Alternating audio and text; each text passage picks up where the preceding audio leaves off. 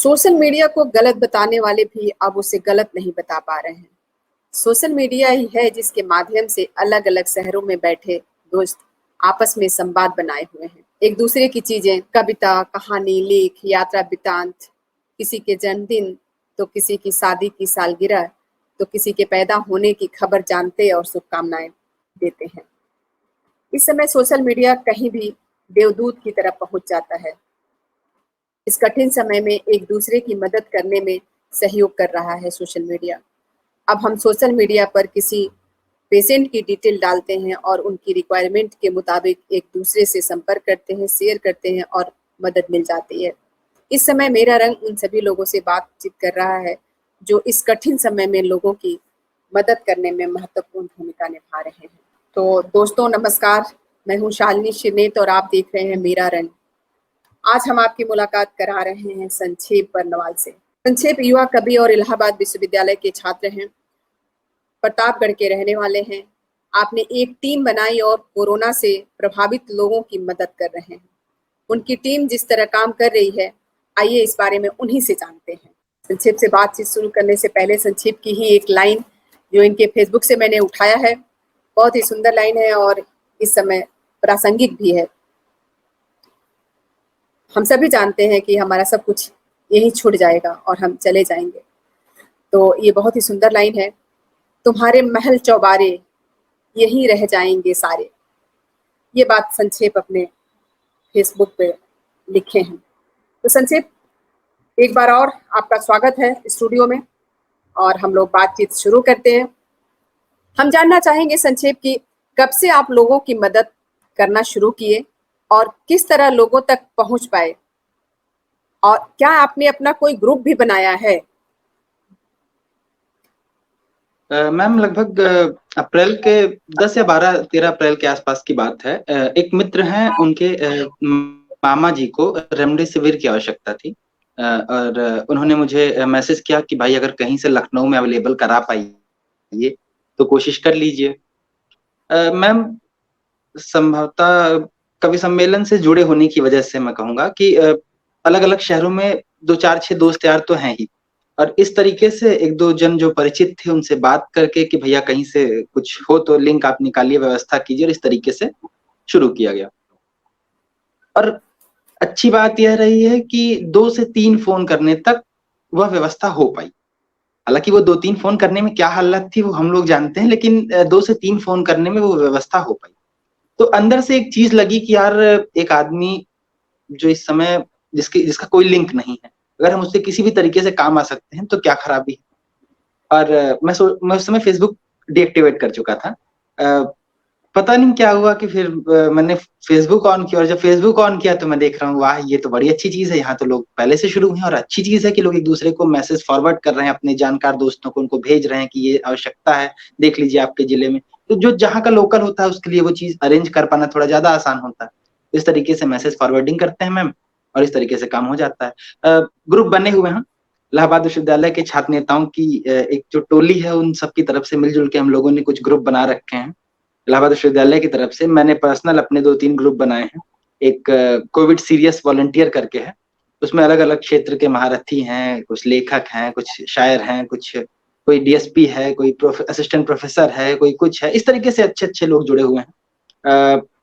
एक ग्रुप मैंने पटना का, बिहार का बनाया क्योंकि मेरे पास बीच में केस बहुत आ रहे थे, पटना वेरिफिकेशन लीड करके। उसमें पटना यूनिवर्सिटी के कुछ छोटे और बड़े भाई बहन हैं, जिसमें हम जो भी डिटेल पर बिहार की पाते हैं वो ले आके उसको देते हैं, और उस ग्रुप से वेरीफाई हो जाता है डाटा। तो सबको, पेशेंट को या सबको हॉस्पिटल को कॉल करने की आवश्यकता नहीं पड़ती, वहां से कोई एक कॉल करके क्लियर कर लेता है, और वो फिर हर जगह हम बता देते हैं कि हाँ ये चीजें अवेलेबल हैं, अगर किसी को चाहिए तो आप यूज कर सकते हैं। तो इस तरीके से मैम हम लोग इस पे काम कर रहे हैं। जी, तो दोस्तों देख रहे हैं हमारे साथ संक्षेप है और इनके पास एक केस आया जिसकी वजह से जो है इनको लगा कि मदद करना चाहिए, और उसके बाद ये किस तरह सक्रिय हैं आप खुद सुन रहे हैं। संक्षेप, दूसरा सवाल है कि मदद करते समय किन किन समस्याओं का सामना करना पड़ा? जैसे कि चीजें अवेलेबल नहीं थी, कमी थी। कितनी बार फोन ऐसे आते थे हम लोगों के पास कि सर आप 10-20 हजार एक्स्ट्रा दिला के उसको किसी तरीके से हमारी व्यवस्था करा दीजिए। तो मतलब हर तरीके की चीजों को देखा गया, और आप ये समझिए कि एक बुरा वक्त कटा है। बस ये समझिए, और मैं इससे ज्यादा उसको याद नहीं करना चाहूंगा। एक बुरा वक्त काटा गया। बिल्कुल बिल्कुल, बहुत खराब वक्त था कि इवन पेशेंट के साथ जो रहते थे, अटेंडेंट रहते थे, वो लोग भी बहुत झुझला के बात करते थे, क्योंकि इतना थक चुके होते थे वो कई दिनों मैम से प्रॉब्लम ये फोन थी से। मैम ना, मददगार इतने आ गए थे कि हर कोई हम्म, उन्हें फोन करके कि हाँ हाँ व्यवस्था हुई, अच्छा नहीं हुई, रुकिए मैं बताता हूँ। अब हम्म, आदमी को तो उम्मीद बंध गई, ऐसे 30 फोन हम्म, आएंगे कि मैं बताता हूँ, और आदमी की व्यवस्था बिल्कुल नहीं हो पाएगी। मैं बताऊं, अभी हाल ही में पिछले 4-5 दिन पहले, अगर आपने मेरी फेसबुक वॉल चेक की है तो मैंने 1-2 पोस्ट ऐसी डाली हैं कि हम्म, मदद के नाम पे आप इस तरीके का फूहड़पन मत करिए। कुछ लोग क्या कर रहे हैं कि हम्म, क्रेडिट वार शुरू हो चुका है इस समय। हालांकि उन चीजों से बहुत मतलब नहीं है अपना, लेकिन यह है कि वो चीज खराब है। मैं अगर किसी हम्म, पे भरोसा करता हूँ तो वो अगर कोई चीज डाल रहा है तो आप ये कह सकती हैं कि उस प्रेम में, उस रिश्ते के सम्मान में मैं उस व्यक्ति पे भरोसा कर लेता हूँ। अगर किसी ने डाल दिया कि भैया फला केस डन हो चुका है, तो मैं उस व्यक्ति के सम्मान में मान लेता हूँ कि हाँ वो केस हो चुका है। मैं दोबारा उस केस को चेक करने नहीं जाता हूँ कि हाँ भाई क्या हुआ क्या नहीं हुआ। स्थिति ये है कि कुछ लोग क्रेडिट वॉर के लिए जल्दी क्रेडिट ले लेने के चक्कर में स्टेटस अपडेट कर रहे हैं, हो गया सब हो गया, कोई दिक्कत नहीं, सब बढ़िया।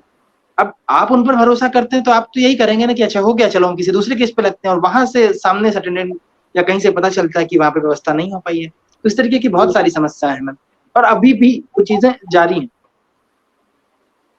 हाँ, ये सारी चीजें तो आती रहेंगी। अभी हमारे साथ भी बहुत ऐसा रहा है कि मैं एक महिला को ये कहते सुनी कि वो उनके पास दिन भर में सैकड़ों मैसेज आते हैं, है ना।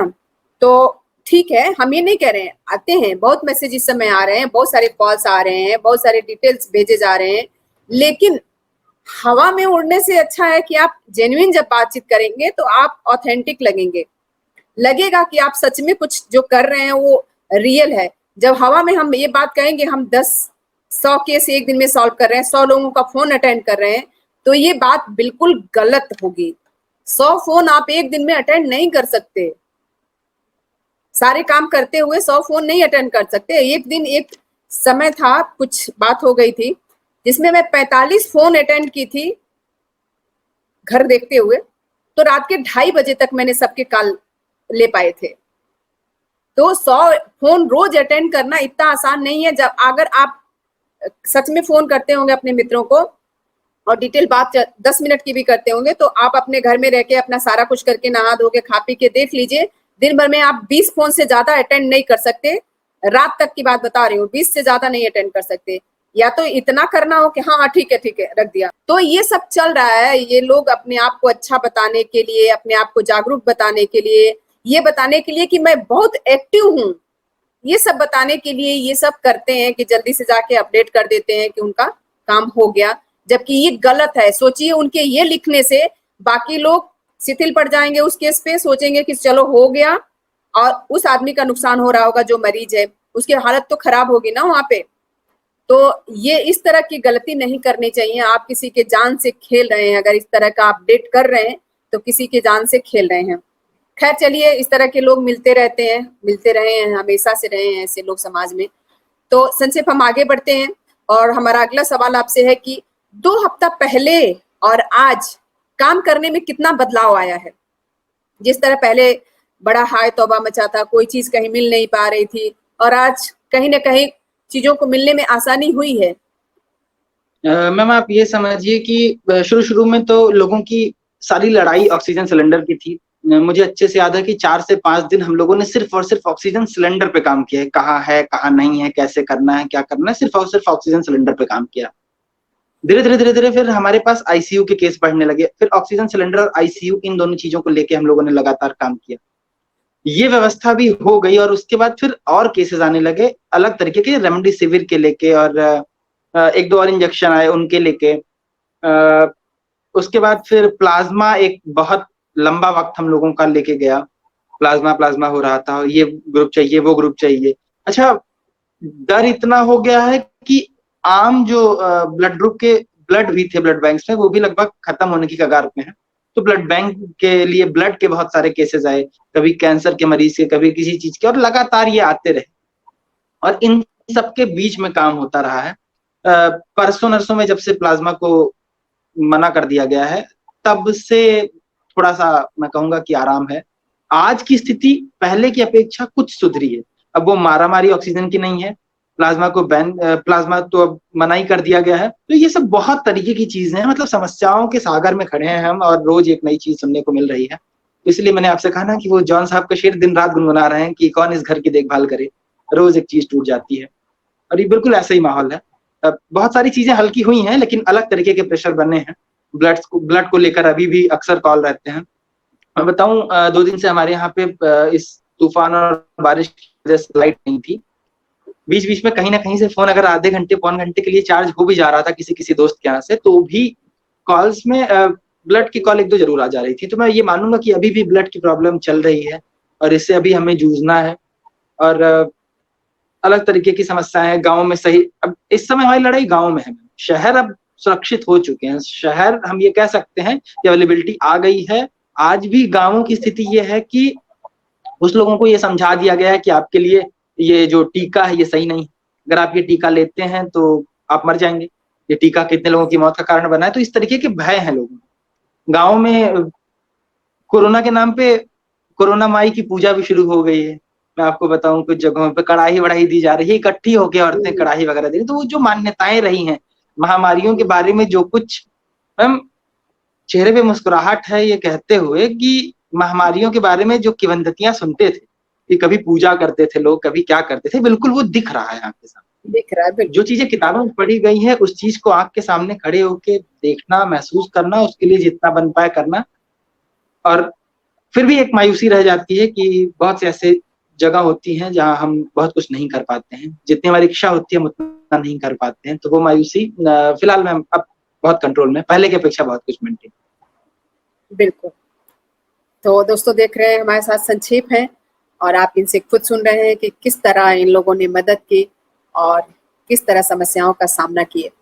तो अगला सवाल संक्षेप आपसे कि किसी की मदद करने की पहली शर्त शालीनता है, जिससे पता चलता है कि आप अंदर से भावुक और संवेदनशील हैं। ये एक पोस्ट में आपने लिखा है ना? जी मैम। ये पोस्ट में आपने बात लिखी है। यह बात आपने किस संदर्भ में लिखी है, आप बताएं प्लीज। मैम मैं क्रेडिट व्यवहार से बहुत परेशान हो गया वाकई। मतलब ऐसा होता है कि आप किसी केस में लगते हैं। मैं बताऊं, मेरी एक मित्र थी एक वक्त पे, और अब उनसे बातचीत नहीं है। और उसके कारण वही है कि न मैं खाली न तुम खाली।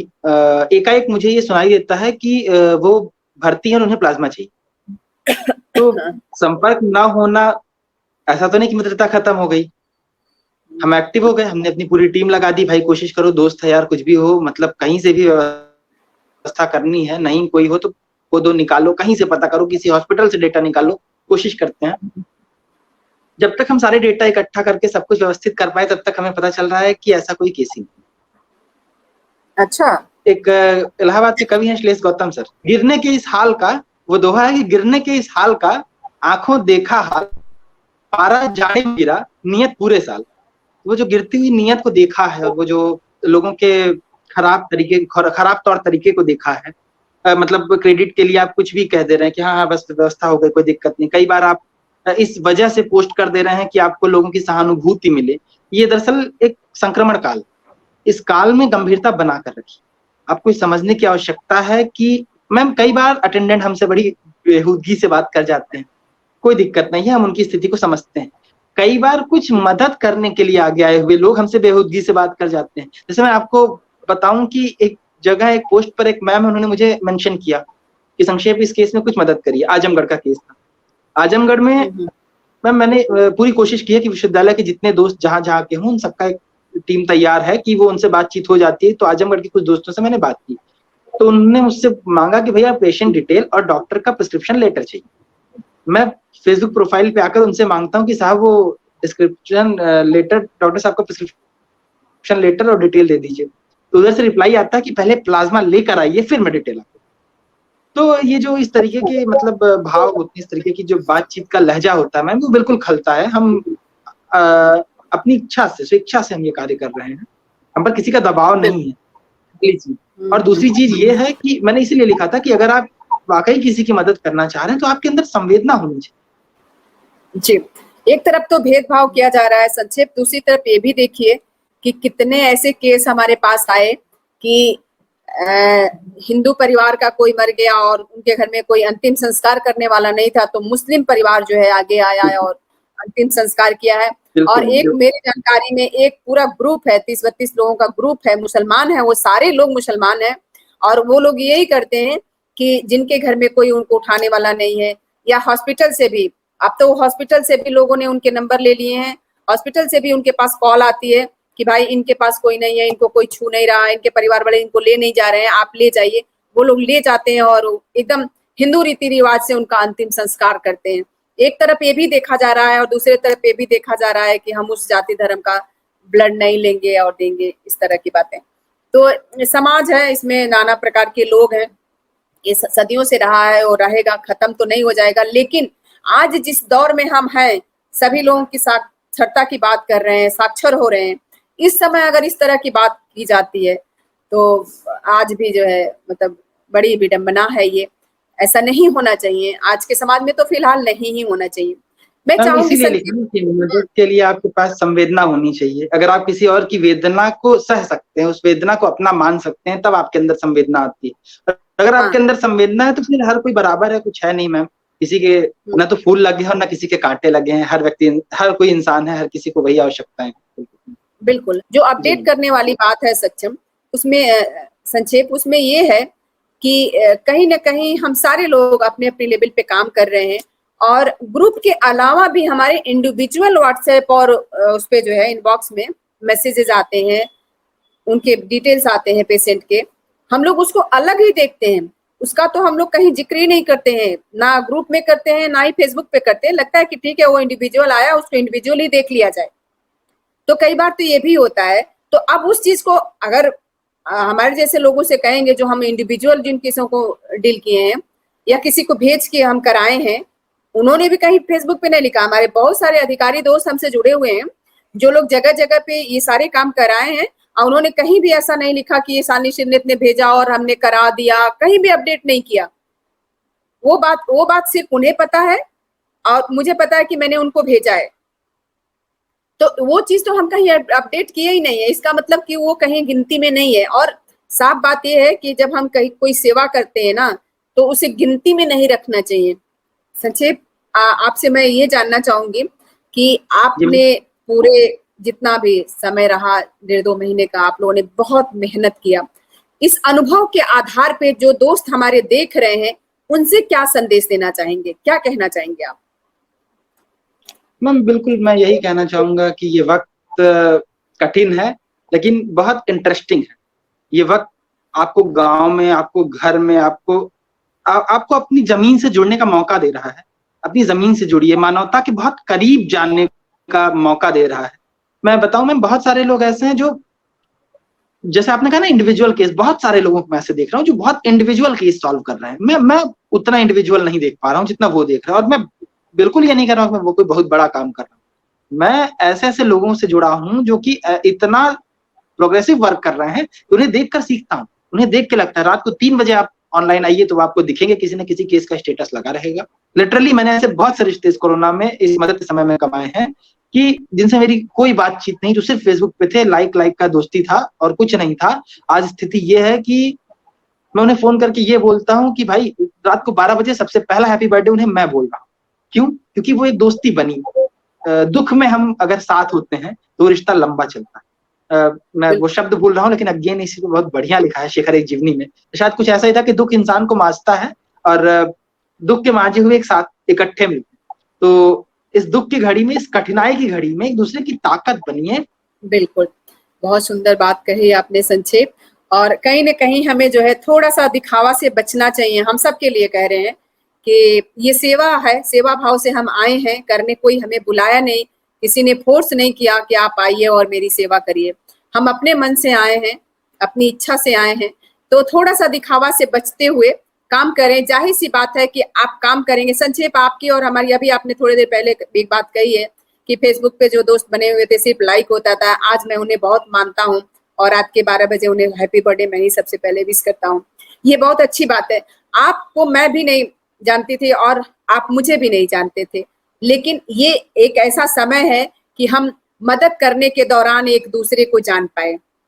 हमने खोजते खोजते भाई देखा कि इलाहाबाद से कौन लड़का काम कर रहा है और कोई लोग काम कर रहे हैं क्या, इस टाइप का दिमाग में आया। तो पता चला कि आपके बारे में किसी ने मुझे बताया कि संक्षेप काम कर रहे हैं। हालांकि इलाहाबाद से और भी लोग काम कर रहे हैं और हम लोगों ने सहयोग लिया उनसे, लेकिन आपके बारे में बताया कि वो बहुत अच्छा काम कर रहे हैं। तो हमने कहा चलो हम संक्षेप से बात करते हैं।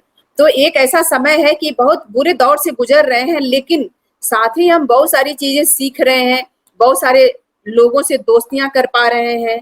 और इस समय की दोस्ती मुझे लगता है कि वो कभी जीवन में खत्म नहीं होने वाली है, क्योंकि हम बड़े दुख के समय में एक दूसरे से जुड़ रहे हैं। तो बहुत शुक्रिया संक्षेप, आपसे बातचीत बहुत अच्छी हुई। तो बहुत बहुत शुक्रिया, आप काम करते रहिए। हमारी पूरे टीम की शुभकामनाएं आपके साथ हैं। तो दोस्तों आप देख रहे थे हमारे साथ संक्षेप थे और किस तरह इन लोगों ने इलाहाबाद में अपनी एक टीम बना के काम करना शुरू किया और अलग अलग राज्यों में अलग अलग जगह से लोगों के उनके पास डिटेल आई और इन लोगों ने उनको किस तरह से सुलझाया। तो आप देखिए और आपको लगता है कि ये वीडियो सही है तो आप अपने दोस्तों में भी शेयर करिए, ताकि उन लोगों को भी ये सीख मिले कि किस तरह हम मिल के काम कर सकते हैं। तो बहुत शुक्रिया संक्षेप, हम विदा लेते हैं यहीं पे दोस्तों से।